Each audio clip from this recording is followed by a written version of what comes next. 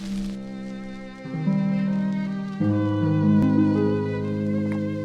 est fatal comme une femme, ce whisky. Bon, les zigs.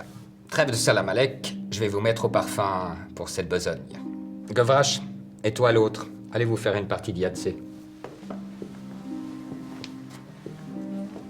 Je vous l'ai dit, il faut faire dans le pudique. Je pourrais préposer la dite besogne à mes hommes de main, mais ils ont eu récemment de fâcheuses pulsions psychopathes. Et là, il s'agit juste de faire schmolitz. Faire schmolitz? Vous êtes sûr que vous êtes du coin? Comment s'appelle la place entre le Parc des Bastions et le Grand Théâtre? La place Neuve? Son blaze officiel, c'est la place de Neuve. Mais aucun genevois de souche ne l'appelle comme ça, seulement les touristes et les officiels. Je préfère ça. Faire schmolitz, c'est ce qu'on est en train de faire là, maintenant. On ne se connaît pas, alors on boit un verre. Si on pousse la tradition jusqu'au bout, on devrait boire du blanc, mais un bon whisky fera l'affaire. Après, on croise les coudes pour faire santé et on boit.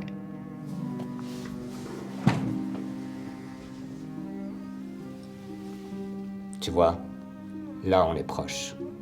Je peux même sentir ta transpiration. Bois avec moi.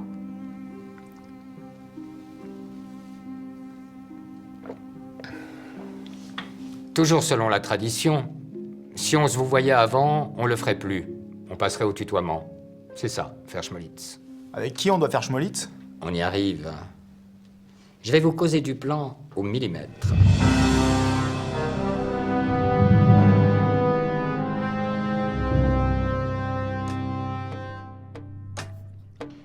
Ah, celle-là, elle est pas mal. Mais ça fait trop de pub à Pélichet. Non, vous avez des aptitudes, jeune homme. J'aime la façon que vous avez eue de capturer cette scène de vie, hein. On va écrire un paplard sur les bains pour rentabiliser la photo. D'ailleurs, ça fait perpète que j'y suis pas allé. J'ai pas le temps. Ouais, il se passe rien, là. C'est boche. Bien, on voit que vous savez manier un appareil, passons à la scribouille. Vous avez quoi? Ça? Non, nul. Mauvais. Chiant. Non. Celle-là non plus. Écoutez Léon, il faut qu'on recadre vos choix de paplard. Tout le monde se fout d'un politicard autrichien qui monte dans les sondages en Allemagne, comme si ça avait marqué le XXe siècle. Et au Grand Genève, on est un canard local. On fait pas dans l'international. On s'en circonfout même les baligouanes de ce qui se passe chez les Savoyards de l'autre côté de la frontière, alors c'est dire. Alors vous allez me prendre vos clics et vos claques, vous allez commencer à fouiner dans la ville comme un vrai reporter, en prenant des photos tel un paparazzo, et me débusquer du scoop. Que ça soit écrit et accompli.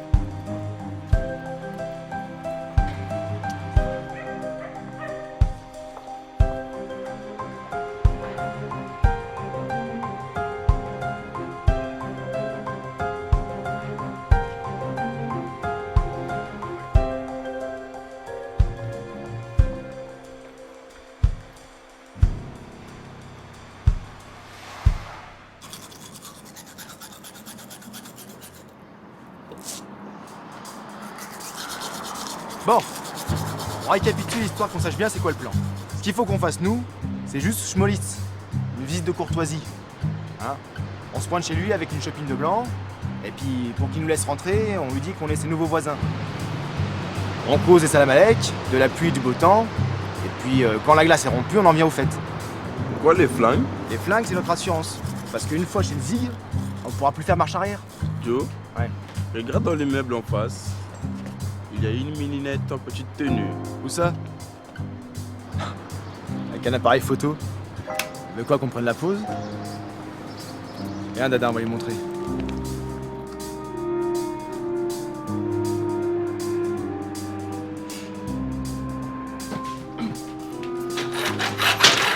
Elle était belle, Joe. Bon, c'est pas le tout. Faut qu'on aille faire Schmolitz.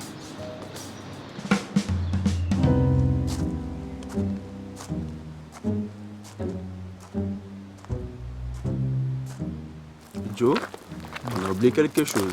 Quoi? Sacrifier de la volaille. Merde, c'est vrai. Ça peut nous porter la poisse. Qu'est-ce qu'on a becté à midi? De la dindandou. Ça fera l'affaire. Bon, dernière répétition. Vas-y, dégaine ton flingue. Non, non, faut que t'aies plus d'assurance. Y a pas que le flingue. Faut qu'il y ait du panache. Un truc dans ce genre-là. Bonjour, on vient pour négocier. Et si ça tourne façon vinaigrette, j'ai 2 arguments pour vous convaincre. Un petit pour vous faire marrer, et un gros pour vous faire réfléchir. Tu vois le truc? Mais Joe, même moi je remarque que les flingues sont pas vraies. Le panache, je te dis. Si tu crois qu'ils sont vrais, ceux que tu vas braquer avec aussi. On ne veut refroidir personne, mais faut qu'on en impose. On sera payé que si on réussit la besogne. Donc, pour la dite besogne, vous ne pouvez pas investir en matériel. On y va comme on est.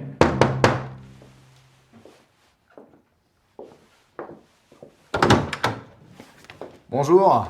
Alors, on vient d'emménager dans le coin et on vient pour faire Schmolitz.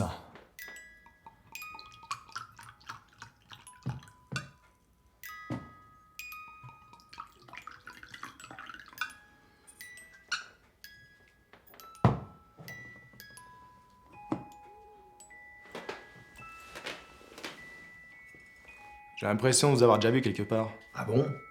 Dites voir, alors on le fait sécher, puis alors il devient tout fin, alors il rentre, puis après avec l'humidité il gonfle. Alors on le fait sécher, alors il devient tout fin, alors il rentre. Et après avec l'humidité il gonfle. Vous avez jamais mis de crapaud dans une bouteille lors d'une visite inopinée d'individus au sport d'hiver? Non. Alors c'est pas vous. Alors mes braves, qu'est-ce que vous faites dans la vie? Il est commun d'inaugurer une conversation avec des inconnus par cette question. Elle embarrasse ceux dont le métier n'est pas la passion.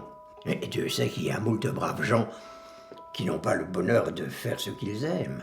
Bon, alors, je vais reformuler ma demande, dans l'espoir de ne pas vous froisser. Ça fait plaisir de voir le printemps, n'est-ce pas? C'est pas rien de dire, mais votre question initiale n'aurait rien eu d'offensant. On est dans la reconversion professionnelle. On avait une boîte, mais ça se bousculait pas au portillon côté clientèle. Alors maintenant, on est en période d'essai dans une nouvelle branche. Moi, c'est Joe et lui, c'est Dada. Et comment ça se passe, cette branche? Faut voir. On débute à tremper dans la combine. On saura assez vite si c'est fructifie ou pas. Mais on va pas trop en causer, ça va nous porter la poisse. Et vous, monsieur Renard, c'est quoi votre profession? Sans vouloir vous offenser. Nulle offense, mon ami, nulle offense. Je suis journaliste. Enfin, je l'étais. Non, j'ai plus qu'un vague piscopie. Mais avant, j'ai couvert la naissance de la Croix-Rouge, la Grande Guerre, les aventures glorieuses de l'inspecteur Colrave. J'ai même écrit quelques petits papiers sur les vices cachés de notre bon Calvin. Oh, ça m'a valu quelques tracas d'ailleurs. Et maintenant, je ponds dans la rubrique des faits divers. Mon rédac en chef m'a mis au clou, il veut plus de mes paplards. Excusez-moi, là. Je soliloque là, comme un politicard. Votre ami là, il a l'air de bonne compagnie, mais il n'est pas très volubile. Mais un mort, on s'attend à ce qu'il ait beaucoup de choses à disserter sur la vie. Joe il dit c'est mieux je cause pas.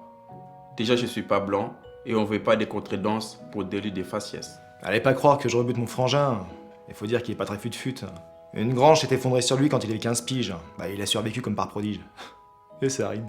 Enfin bref, depuis ce jour-là, il est comme il est, quoi. Bon, ben je crois qu'il est temps de croiser les coudes. Hein? On va commencer par Dada.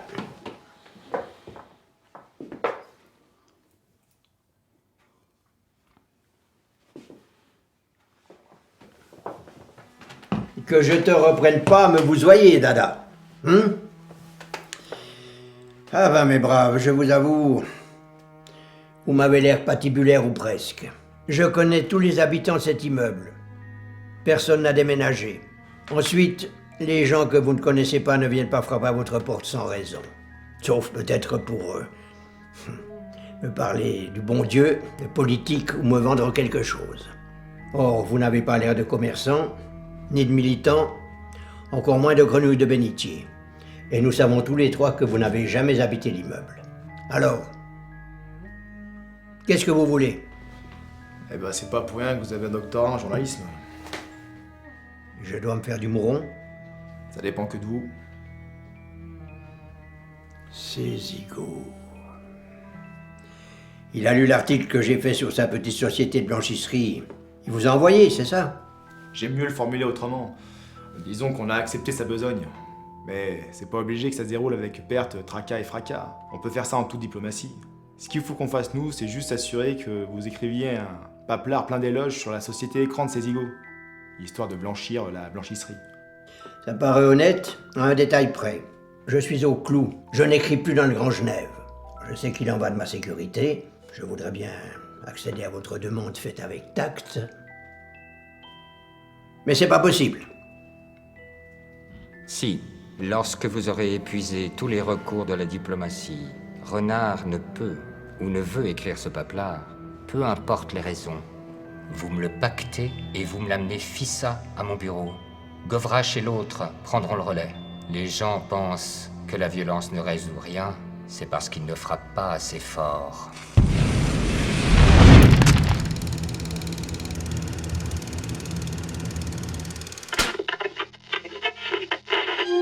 Et maintenant, un bulletin spécial d'actualité. Nous venons d'apprendre avec tristesse le trépas d'Ernest Renard, un journaliste de la place, véritable dinosaure de la profession. D'après nos informations, son corps sans vie a été retrouvé sur les bords du Rhône. Les circonstances de sa mort sont encore inconnues selon le célèbre inspecteur Colrave, assigné à cette affaire. La dernière personne qu'il a vue semble être sa concierge, qu'il a vu partir précipitamment de chez lui, accompagné de deux individus dont l'un lui a semblé mort avec une salopette d'ouvrier. Toutes les forces de la maréchaussée sont donc activement à leur recherche. Vous avez entendu ça? Comment c'est possible? C'est un gus de chez nous? Et s'il fait la première page, c'est même pas dans notre canard! Jean-Pierre l'hypocrite de pute! Pourtant, la dépêche est tombée hier soir, on aurait dû l'avoir en première page! Ah, Renard. En tout cas, t'auras réussi à revenir en première page avec du scoop. Vieux filou, va. Ah bah tiens. Monsieur Léon nous honore soudainement de sa présence. Vous êtes pas au parfum que c'est le siège ici? On a un homme à terre! Et on est aux fraises! Radio Lac, la Gazette du Dimanche, la Suisse et le quotidien gratuit 15 minutes vaudoises nous sont passés devant! Manque plus que les actualités cinématographiques et on sera beau dernier sur une affaire qui nous concerne directement! Et vous, là, vous vous pointez, la bouche en cœur, à l'heure qui vous arrange. Je vais vous dire, ça tombe bien que vous soyez près de la porte. Fermez-la, Ramzi. Et si je vous disais que les deux marouflards, là, activement recherchés par Colrave... Eh ben, je leur ai tiré le portrait. Et là, je vous dirais qu'il est temps de négocier un salaire.